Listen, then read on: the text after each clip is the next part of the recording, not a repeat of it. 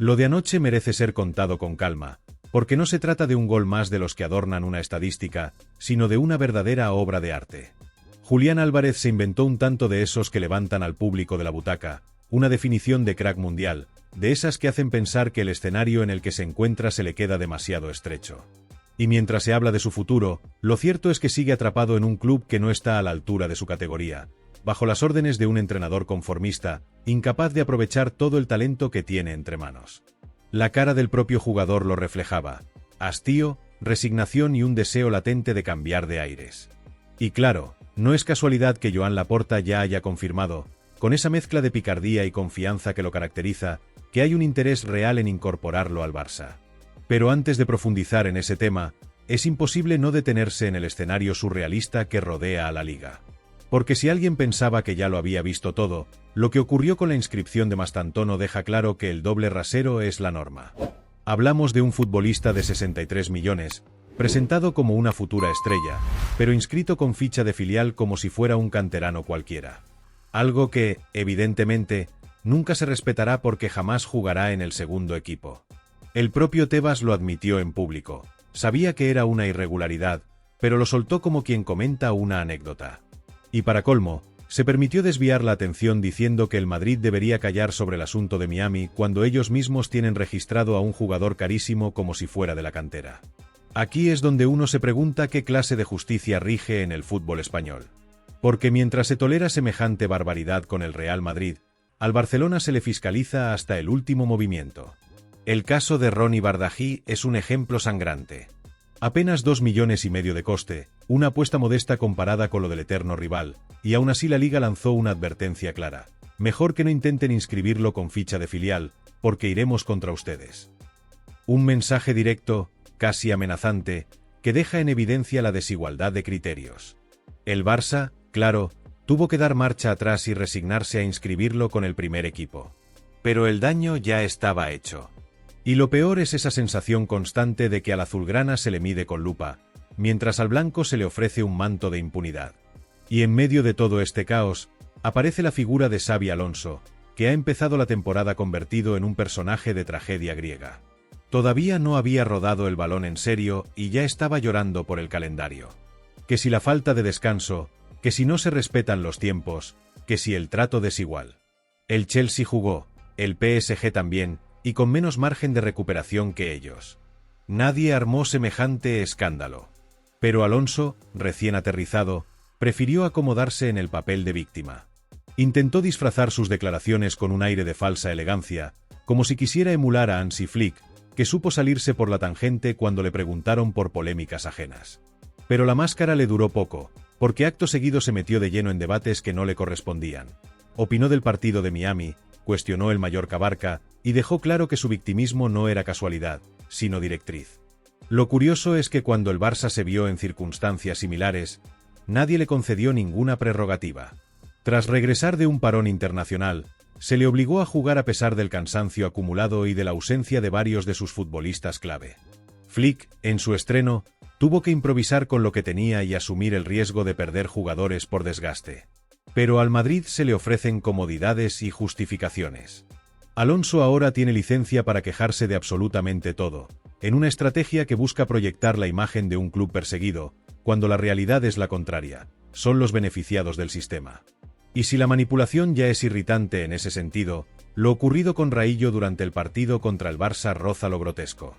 Fingió un golpe, cayó al suelo como si hubiera sufrido una conmoción, y el árbitro, cumpliendo con el protocolo, preguntó si debía activarse el procedimiento médico.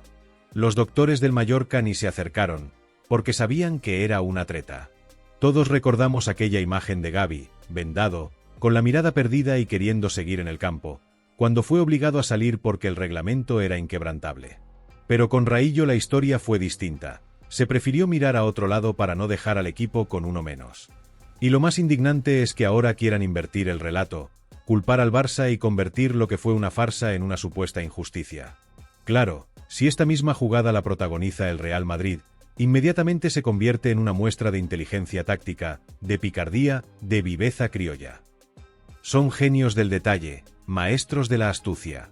Pero cuando el Barça se niega a caer en la trampa, la narrativa cambia y se convierte en el malo de la película. Esa es la dinámica constante, y mientras tanto, Tebas sonríe desde el palco, tan tranquilo, como si todo fuera normal. Volver a hablar de Julián Álvarez es volver a mirar de frente un espejo incómodo que refleja no solo la calidad individual de un jugador, sino también las limitaciones de un técnico que, aunque lleva más de una década sentado en el banquillo del Atlético de Madrid, sigue empeñado en imponer un estilo rígido y conservador. El último partido fue un capítulo más de esa historia repetida hasta la saciedad. El marcador estaba empatado, el encuentro pedía valentía, pedía imaginación, pedía que alguien rompiera el guión con un chispazo de talento. Y sin embargo, Simeone, fiel a sí mismo, tomó el camino contrario, retiró del campo a Thiago Almada, luego a Baena, y finalmente al propio Julián Álvarez, quizá el futbolista más capacitado para alterar el rumbo del encuentro. La decisión no fue simplemente un movimiento táctico discutible, fue la confirmación de un patrón que se repite. Simeone no confía en el talento como motor de sus equipos. Prefiere la especulación, la cautela, el resultado ajustado antes que el espectáculo. Y esa obsesión por el control lo convierte en un entrenador incapaz de convivir con jugadores que necesitan libertad para brillar. Julián lo sabe y lo siente. Se le notó en el gesto, en el modo en que bajó la cabeza al salir, en la mirada perdida que apenas podía ocultar el enfado. Su expresión era un compendio de emociones. Frustración por no poder mostrar lo que tiene dentro, incomodidad por sentirse prescindible y, sobre todo, una fatiga acumulada por convivir con decisiones que coartan su potencial. Ese instante fue más que una sustitución. Fue una metáfora del choque entre dos formas de entender el fútbol, la de un joven delantero con hambre de trascender, que pide a gritos un escenario de grandeza, y la de un entrenador que sigue atado a su dogma de resistencia y sufrimiento. Y mientras Julián digiere su propia impotencia, en Barcelona alguien observa con detenimiento. Joan Laporta, siempre atento a las oportunidades que el mercado ofrece, sonríe con la certeza de que aquí hay una ocasión única. Porque sabe que Julián Álvarez encaja en la filosofía blaugrana como anillo al dedo: movilidad, versatilidad, gol, entrega, carisma. Todo lo que un club que busca recuperar su identidad ofensiva necesita. Para Laporta, no se trata solo de un fichaje. Es un movimiento estratégico, un golpe simbólico que recordaría al mundo que el Barça todavía puede atraer a futbolistas de élite mundial. Mientras tanto, en otro frente se libra una batalla distinta pero igualmente reveladora: la de Ronny Bardají y su inscripción. El plan del Barcelona era claro, sencillo y lógico: darle ficha de filial para cuadrar las cuentas, del mismo modo que el Real Madrid había hecho con Mastantuono, un fichaje millonario que, pese a costar 63 millones de euros, fue inscrito como si fuera un juvenil. Una maniobra que, aunque absurda, pasó sin consecuencias. Pero entonces apareció la Liga, no con una prohibición abierta, sino con lo que llamó una recomendación. Una palabra cuidadosamente elegida para no parecer una imposición, pero que en realidad funcionó como una orden inapelable: no intenten lo mismo que hizo el Madrid, porque iremos contra ustedes. Ese matiz semántico revela mucho. La recomendación no es un consejo, es una amenaza velada, una advertencia disfrazada. El Barça, consciente de que cualquier resistencia podría convertirse en un escándalo mayor, terminó acatando. Bardají será inscrito directamente con el primer equipo antes del cierre de mercado. El problema, sin embargo, no está en el desenlace práctico, sino en lo que el episodio deja al descubierto: la existencia de un doble rasero descarado.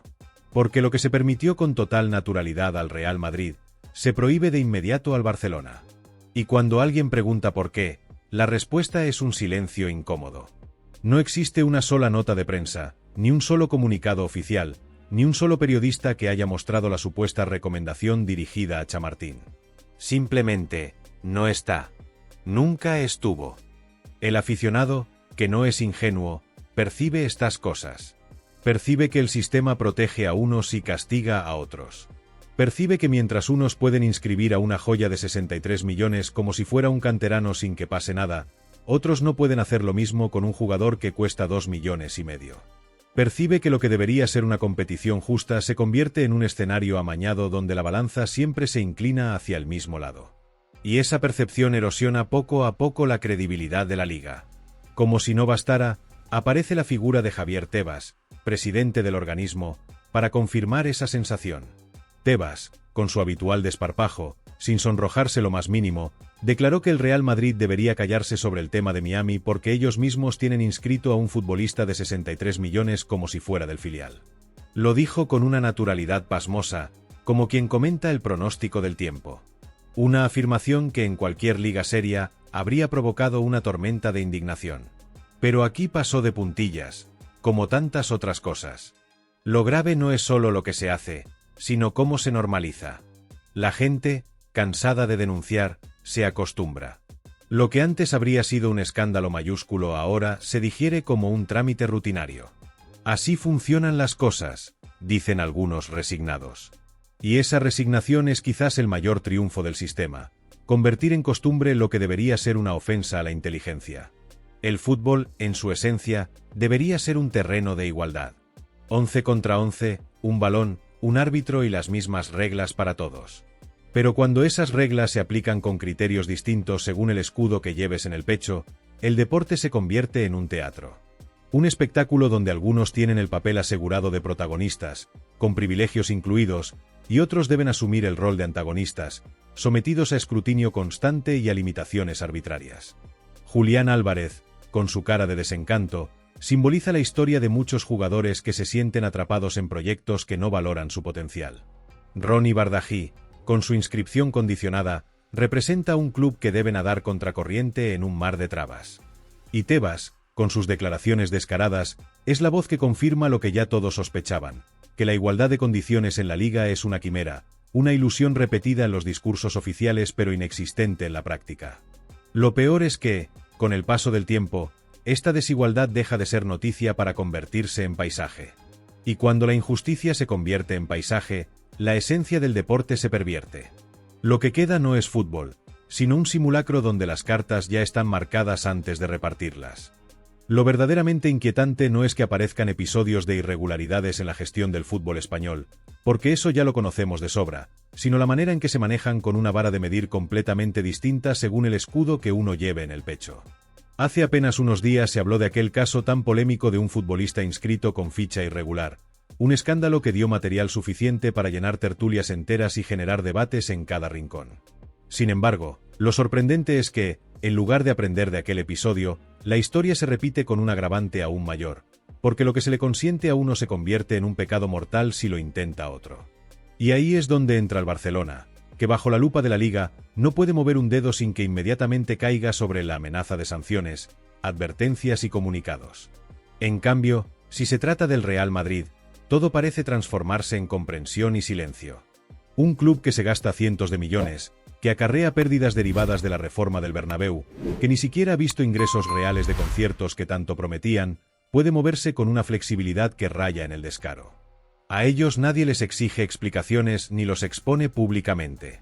Al contrario, parece como si hubiese un pacto implícito. Hagan lo que quieran, que nadie les cuestionará. Es como si el sistema entero hubiera decidido blindarlos. En contraste, al Barça le caen advertencias constantes por cifras ridículas en comparación, por fichajes que apenas superan los 2 millones. Y ahí sí se alza el dedo acusador. Esto no lo permitiremos.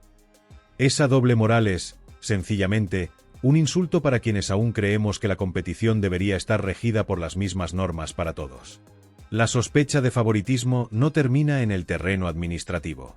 Basta observar cómo se manejan cuestiones tan aparentemente triviales como las equipaciones. Muchos aficionados se preguntan por qué el Barça se ve obligado a salir al campo con la tercera indumentaria o incluso con diseños que no corresponden a las presentaciones oficiales del club. La explicación, por más surrealista que parezca, es que la propia liga impone limitaciones desde el llamado kit selector. Y resulta que, si según sus cálculos las camisetas pueden confundirse con las del equipo local, la respuesta automática es un no rotundo. Da igual que sea la primera, la segunda o la tercera. Ninguna vale.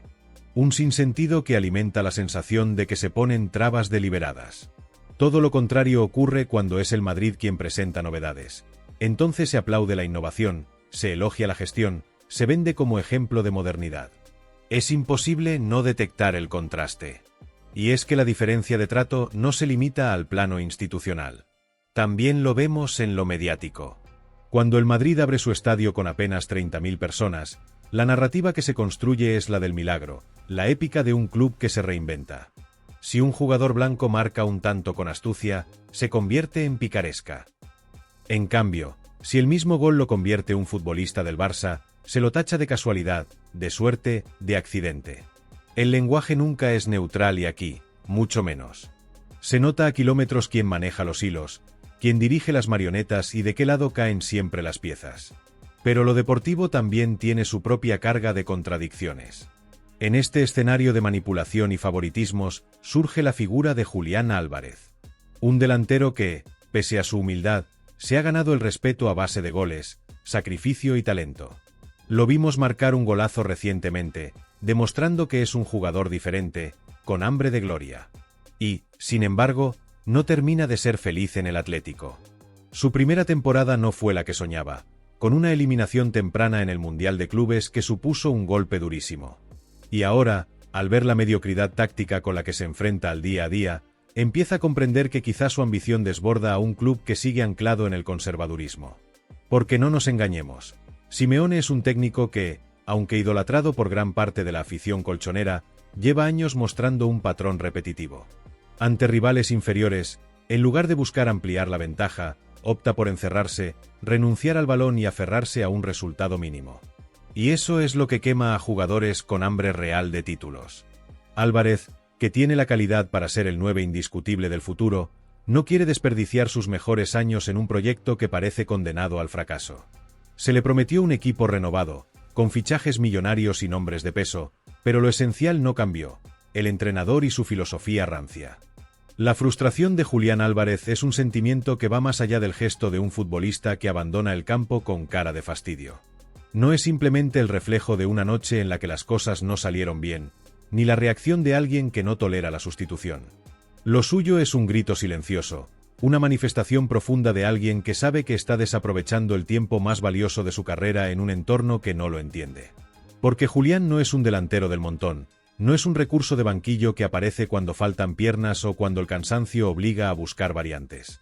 Julián es un proyecto de leyenda, un jugador que combina lo mejor de dos mundos: la humildad del obrero que corre y presiona sin descanso, y la calidad del artista que resuelve partidos con un chispazo de talento. En Argentina lo saben bien. River Plate fue el lugar donde se forjó, donde aprendió que el sacrificio es tan importante como el talento. Allí, bajo la mirada exigente de Gallardo, Julián comprendió que un delantero no puede limitarse a esperar la pelota. Debe involucrarse en todas las fases del juego, ser la primera línea defensiva y, al mismo tiempo, el hombre decisivo en el área. Ese aprendizaje lo llevó a la selección, y en la selección escribió páginas que ya lo colocan en un pedestal reservado para pocos. No cualquiera puede decir que fue protagonista en un mundial ganado por su país, y menos aún hacerlo con goles y actuaciones determinantes. Julián lo consiguió, y lo hizo sin reclamar foco mediático, sin pedir la foto de portada. Su fútbol habló por él. Ese mismo perfil, que debería ser motivo de admiración, es el que hoy lo condena en el Atlético. La versatilidad que lo convierte en un jugador total, en una pieza capaz de rendir en cualquier posición ofensiva, se ha transformado en excusa para que Simeone lo ubique en roles secundarios, alejándolo de la zona donde su instinto goleador marca diferencias. El argentino acepta, corre, pelea, se sacrifica, pero al final su talento queda mutilado en nombre de un orden que ya se ha convertido en dogma. Y ahí aparece la incomodidad. Julián no quiere ser ese futbolista que tapa huecos. Quiere ser el hombre que abre caminos, que decide partidos, que carga con la responsabilidad de un equipo grande en noches grandes. Lo que ocurre es que el Atlético de Madrid, bajo el mandato inamovible de Simeone, parece condenado a repetir siempre la misma película. Una película de lucha, sudor, esfuerzo y resistencia, sí, pero también de límites infranqueables. Una historia donde los protagonistas nunca llegan al clímax, donde los títulos importantes se escapan porque la apuesta nunca es suficiente.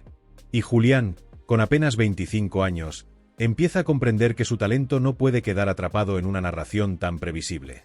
En el otro extremo de la península, en Barcelona, las piezas del tablero se mueven con paciencia, como en una partida de ajedrez que se juega a largo plazo.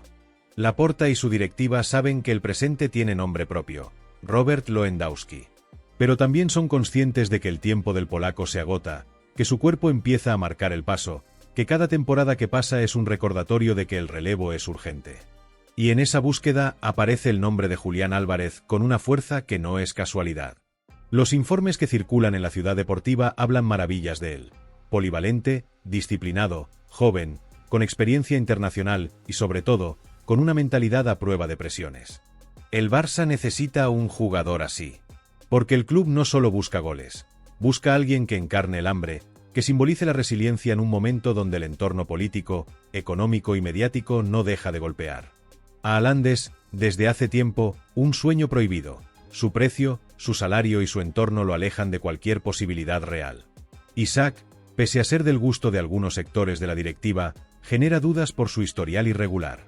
Otros nombres emergentes, aunque prometedores, no transmiten la seguridad que exige un club como el Barcelona, que no puede arriesgar un fichaje estratégico en una apuesta incierta. En ese escenario, la opción de Julián no solo parece lógica, parece natural, casi inevitable. El propio futbolista lo sabe. Y lo sabe porque no es ajeno al contexto. En su entorno más cercano se empieza a hablar, con cautela, de la necesidad de dar un salto. El Mundial le abrió puertas, lo puso en el radar de los grandes, y aunque eligió el reto de Simeone como un paso de crecimiento, el tiempo ha demostrado que ese reto tiene un techo demasiado bajo para su ambición. Si el Atlético vuelve a fracasar en Champions, si repite un papel gris en la Liga, será el propio Julián quien presione para marcharse. No quiere convertirse en el enésimo talento que se apagó en el Calderón primero y en el Metropolitano después. Quiere títulos grandes, quiere finales, quiere noches donde su nombre quede grabado en la historia. Por eso no sorprende que el Barça lo contemple como el heredero natural de Lewandowski. Porque Julián ofrece lo que el club necesita: presente y futuro, goles y sacrificio, carisma silencioso y hambre insaciable. Su llegada no sería solo un refuerzo deportivo, sería también un mensaje político. El Barça sigue siendo capaz de fichar a figuras mundiales, sigue siendo un destino deseado, sigue siendo un escenario para los que sueñan con marcar época. Lo más indignante de todo es la invisibilización mediática a la que se ha visto sometido. Es incomprensible que un futbolista de su calibre no haya aparecido ni siquiera entre los 30 nominados a los premios individuales más prestigiosos. Esa omisión es una burla, un síntoma de cómo el contexto puede condicionar la narrativa. Porque si Julián jugara en el Real Madrid, nadie dudaría de que estaría entre los candidatos. Si jugara en el Barcelona, sería portada día sí y día también. Pero en el Atlético, bajo el paraguas de un discurso que celebra el sufrimiento por encima de la creatividad, su brillo queda opacado. Los aficionados más atentos lo saben. Cada vez que pisa el campo, Julián ofrece detalles de grandeza. Su manera de moverse, de entender el juego, de asociarse, de aparecer en el momento clave. No es un goleador estático, es un delantero total. Y, sin embargo, el relato lo margina. Esa es una de las grandes injusticias del fútbol actual, como el contexto puede condenar a un talento a la invisibilidad. Y esa invisibilidad no es un problema aislado, sino un reflejo del sistema entero.